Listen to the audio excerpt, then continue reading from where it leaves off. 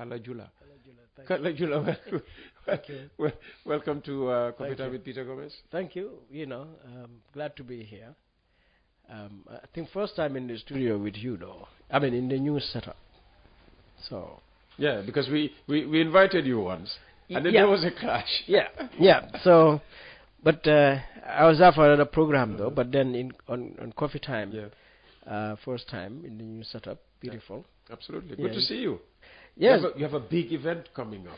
Yeah, on Thursday we will officially launch EF Small Center, but also commemorate EF Small himself. Apparently, January 29th is his birthday. Oh. Yeah, so we are looking forward to a great event. I mean, it is also going to be a celebration of the Gambia. So we'll hold it at the University of the Gambia, and we've invited all across society, civil society, media, private sector, political parties, government, international partners, and so on. So, yeah.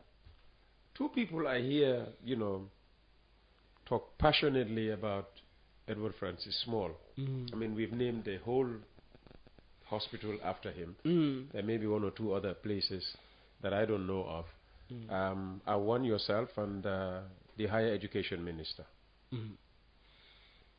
But I'm sure if you were to ask Martin, Awa, and Rohi here about Edward Francis Small, they have no idea. Yeah. Who was he?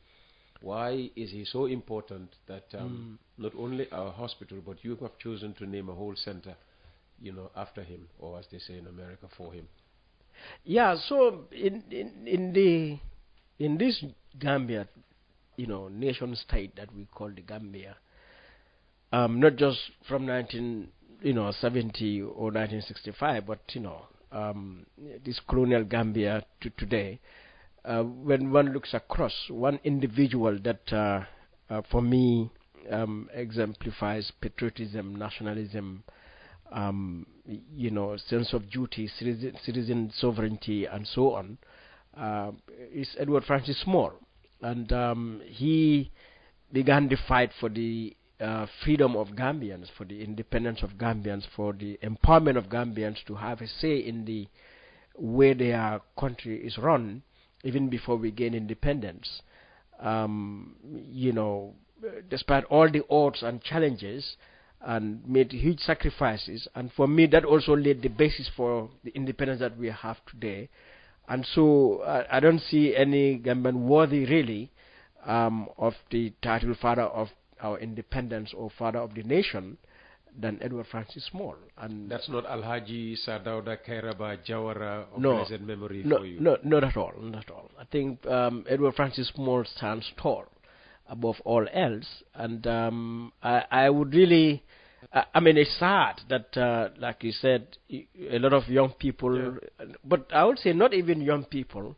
So when I came up with the name and issued the first statement to say we have created this organization, a Gambian, probably older than me, I'm not sure about you, called from the US to say he just read this press statement and he had always thought E.F. Small was some British or European, and didn't know this. And he went to school all the way to the highest level. Well, listen, let's be honest. I mean, Edward Francis Small was hardly taught in our schools. Absolutely. So I said yes. And so for me, the name also, it is not about the values that Edward Francis Small represented and the struggle he fought, but it is also to inspire. Because he's been an inspiration for me. The very moment I came across that name and read his history, I mean, I connected. And for me, if anyone wants to know why Madi is like this today, I would say E.F. Small is a central part of that. Yes. So it is therefore this name. How did you encounter him? I mean, how did you encounter the name, not him as a person? I must say through Doi lectures. Halifa Salah, Sidia Jata, Sam Sarah, I've heard them talk about it. As young as I remember sitting at Doi It's Ebony, in Sarakunda. Today I go there, it's unrecognizable, but even in Bakau too, because I grew up mainly in Bakau. But then later years, going through high school, I've always questioned. You wanted to know more about this person. Yes, so, and not just like small, but the whole African issue, black issue, and so I was into Pan-Africanism and so on. And I came across books. I think one of the first books I've read was written by Gambian Ayo Langley. I can't really remember. Is it Jebes Ayo Langley? Yeah, probably, yes. And that's a very good book, history book about, British West Africa. And E.F. Small was a central figure in a movement called the National Congress of British West Africa in the 20s. And that fascinated me with folks like Atia Wallace Johnson in Sierra Leone, Herbert Macaulay in, I think, Nigeria, and others in Ghana. So for me, because Yep Small was a journalist, was an activist, was a trade unionist, of course, a missionary as well. And so my inspiration came from there, and I think our young people particularly, I've named this after E.F. Small to also inspire them. So we share the story of Edward Francis Small to our young generation and so on. Yeah. So as I said, the launch is tomorrow, but Thursday. Sorry. Tomorrow is Wednesday. Why am I? Yes. Keep thinking tomorrow is Thursday. The launch is on Thursday, not tomorrow. Yeah. Tomorrow, Wednesday. Actually, we're getting Paps in on the program. Yes. Congratulations to him. Yeah, indeed, yes. But I'm sure not once, not twice, you've heard your organization being described as a briefcase organization. One man show. You're taking the words literally out of my mouth. Well, no, because we are making impact. Because we are. You're supposed to be one man, so you can't. You can't use we for one person. Yeah, so I've issued a statement to that effect. It's okay to be called one man. Yeah, West Coast Radio, you started it. It did not start with 100 people or 5 people, and many organizations, companies started in that way. And so, I wouldn't want to say somebody ignorant there can say that, or illiterate, but I would not expect somebody like you, highly educated and well informed, to speak of an organization in that manner. Yeah, but somebody more educated than me. Yeah, so which is shocking, but also maybe not surprising, because one can decide to ignore facts to be dishonest about issues, but that doesn't bother me. Peter, we are building a formidable organization, and EF Small Center will create history in this country, like the namesake, and I can guarantee you that. So we have a team, and this team is going to be built. But we have a team, or the team is going to be built? We have a team, okay, and it will continue to be built. Okay, you'll build upon the team. Yeah, okay. So and the focus is on young people. All right, and so if we had a chance, we would have been 2 here. Okay. We could have brought 5 people down here. In fact, you're actually here with someone. Unfortunately, the filming crew catered only for. Yeah, I know. So but we will. We have a team. We will build this organization. We have a vision. We have a mission. What's the vision? Yeah, the vision is a Gambia where citizens are empowered, where leadership is held to account, where there is, good governance, and Gambians enjoy their full human rights as expressed in our constitution, in the international laws that the Gambia has ratified, in that regard, as a country that is a republic, a democratic republic. So that is our vision, a Gambia, that is just, fair, and equal for everyone, so that at the end of the day, each and every Gambian would have the opportunity, the space to realize his or her own potentials, to obtain the opportunities that you need, and therefore to become yourself again a contributor to building that society. But the government argues all the time that is happening right now, and which has never been the case before. So who do you think in this country feels marginalized? you look in the cabinet. There are only 3 women there, and our population says 52% of the Gambia are women. You look in the parliament. There are only 5 women, only 3 elected. You look in the local councils. Out of 121, there are only 19 women there. You look in the National Assembly again. There is no Manjago there. There is no Koroninka. There is no Christian. There is no person with disability. So that is just looking at diversity in terms of the Gambia, in terms of representation. You look at our political parties; they are all led by men, predominantly. I mean, well, they're all founded by men, maybe and then founded by men, and simply because of structural imbalances, which are cultural. They're not just political, economic. They're also cultural, social. So that is that aspect. But then you look at services development. You can see severe, limitations. For example, persons with disabilities, but also in terms of services for women, children, so that the instance of infant and maternal mortality rates, you look at them, and then you go to opportunities as well, on other things, whether it's education or other economic opportunities. You can see serious imbalances, all right? At the same time, you look at communities, yes, here they are building roads and all of those things. Yeah, but we don't need to... Burfoot is Dubai, Sukuta is Singapore. Yeah. So very soon Brikama will be Bahrain. Yeah. Development is happening maybe, I mean... At an aggressive pace. I tell you, maybe Boraba will become Tokyo, So I'll go back and that is it. So, Peter, this society... and this is that. These are some of these. I didn't even mention protection of rights. And here it is not just about the state, but it is even about home, the discrimination, the exclusion, and the abuse that takes place, whether it's sexual and gender-based violence, whether it's discrimination, abuse as a result of disability or age, and so on. SGBV, that's at private level, isn't it? Certainly it's not happening, I mean, no government official has been accused of any SGBV case, yes. has it?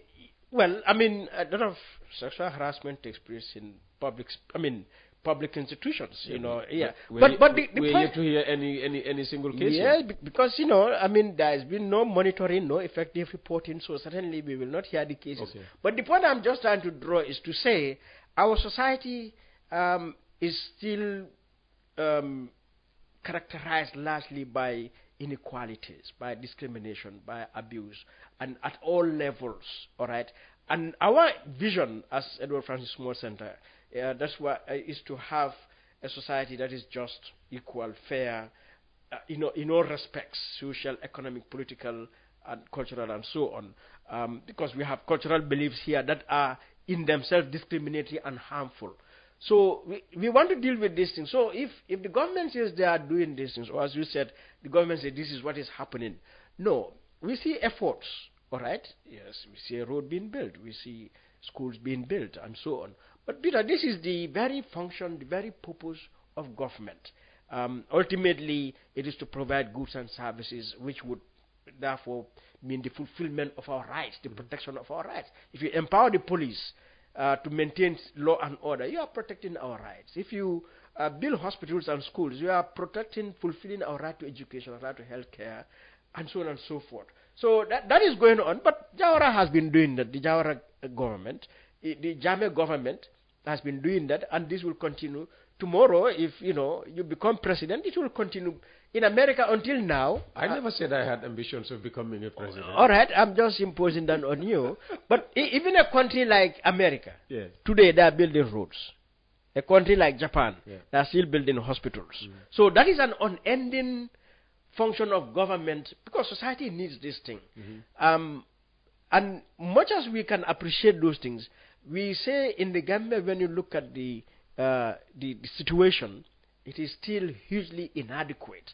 And not just inadequate in what they are building, but there has been a lot of waste and corruption and abuse of office and disregard of law. And that is very, very important for us to pay attention, because it means we could have had far better roads, far more hospitals, far more, schools, far more opportunities to have prevented, let's say, the back way and many other things if we had cut down on the waste, on the corruption, and so on.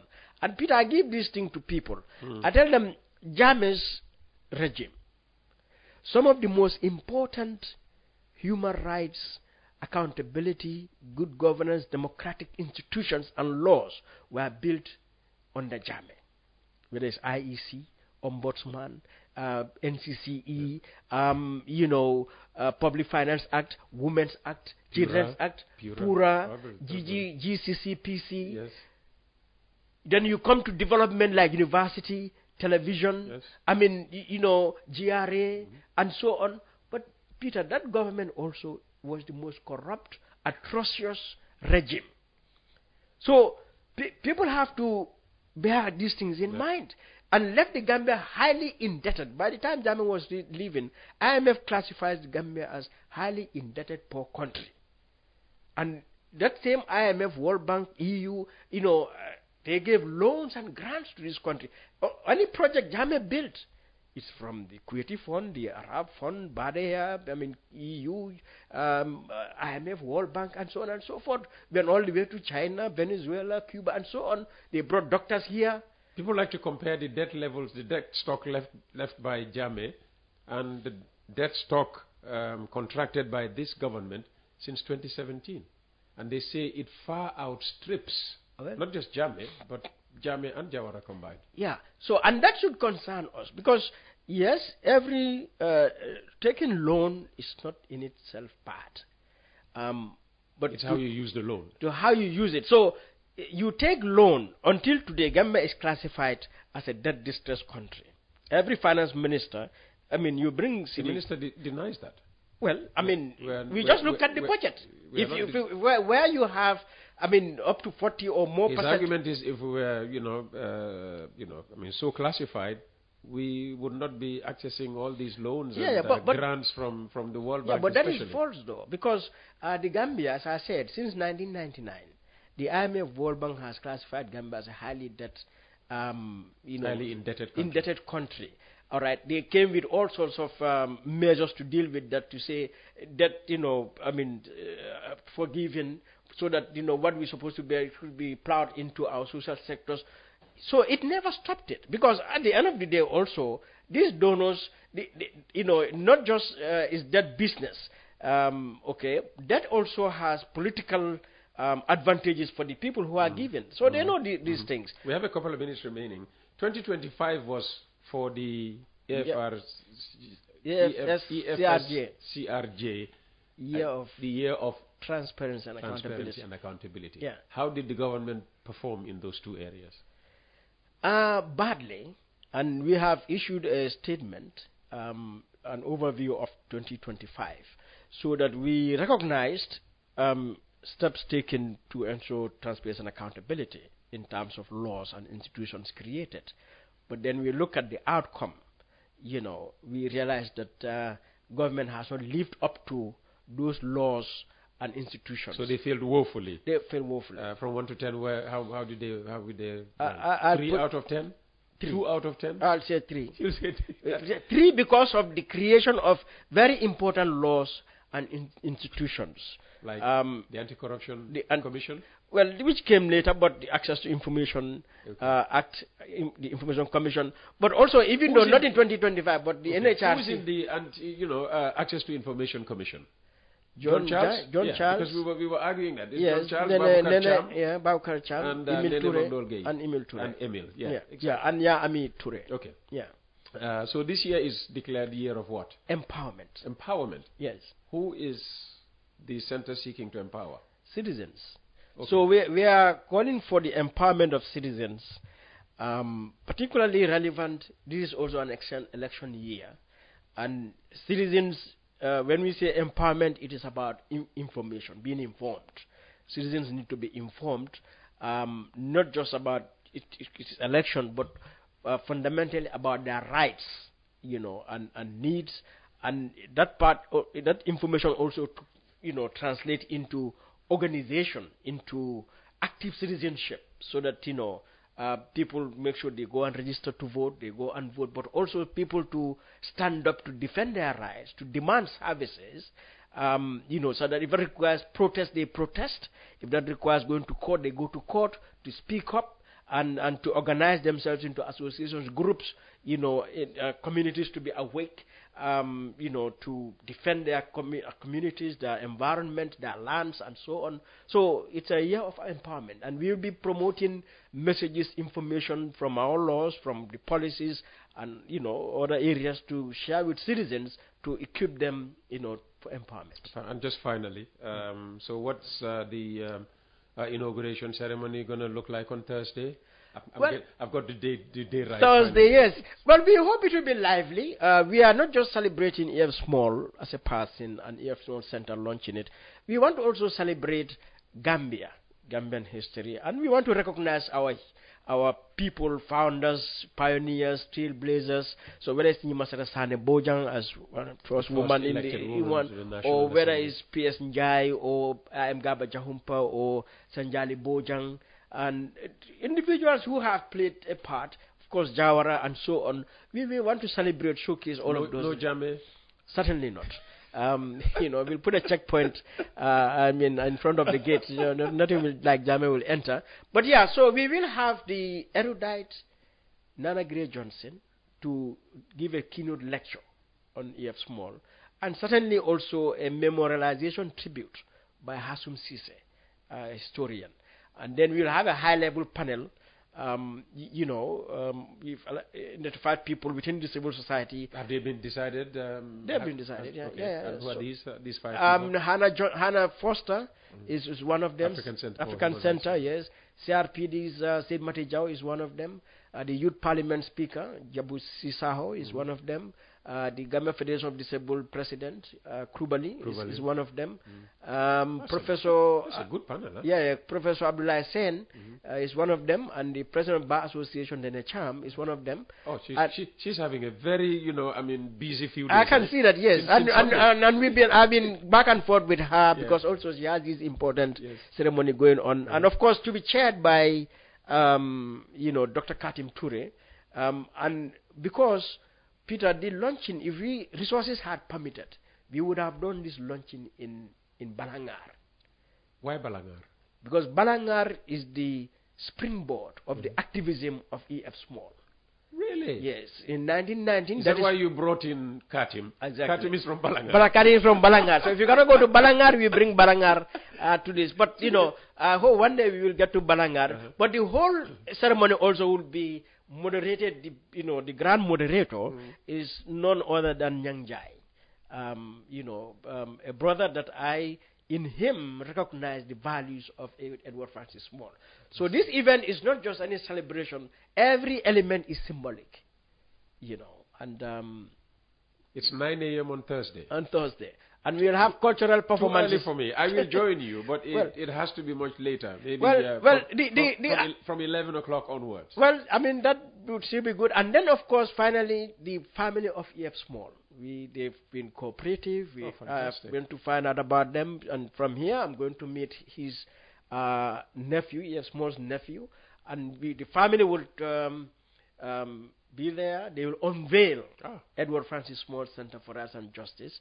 In a another symbolic and solemn, but significant drama that will happen in that manner. Fantastic. And we are doing it at the University of the Gambia because also the university should be the seedbed of in Faraba. No, law faculty. Oh, okay, law faculty. Okay, yeah, MDI Road. MDI Road. Yeah. It is still part of the university. Okay. Yes, because the university is a citadel of learning, of reason, but also should be a center to capture our history, live our history, and so on. You haven't invited any state parties? Yes, we have invited. Well, you could say not Katim, Hasum Sise. Well, Hasum, as a historian, as director of the Center for Arts and Culture. No, it's not an occasion for the state to come and talk. They can come and listen. We've invited ministers. And to be fair to one of them, Professor Gomez, he unfortunately would not be available, but he had called personally to congratulate and thank me for the invitation we sent to his ministry, and he said a representative would come. Okay. So, but we've sent to all the relevant ministries, and so we hope they will come. Madi, Yeah. break a leg, as they say. Good luck. Thank you. All right. Yeah. And, that brings us to the end of today's edition of Coffee Time with Peter Gomez. Tomorrow we return with Papsen. If you want history, tomorrow there will be history on the program. Have a good day. Bye-bye.